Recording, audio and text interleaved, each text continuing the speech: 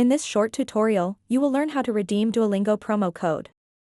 These codes can help you save money on your language learning journey or unlock extra features.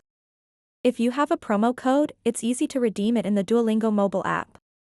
To get started, open up the Duolingo app on your device. Make sure you're on the home page.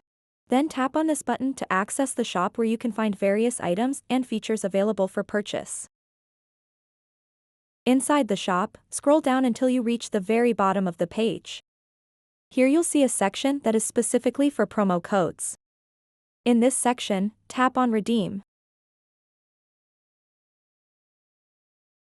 This will prompt you with a text box where you can enter your gift code. Now it's time to type in that promo code exactly as it appears. Make sure there are no typos. After entering your code, tap Apply.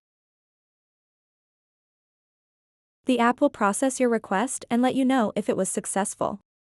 If everything goes smoothly, congratulations!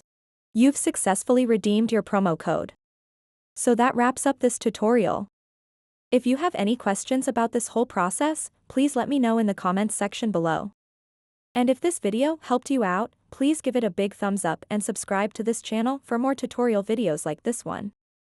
Thank you so much for watching and have a good day.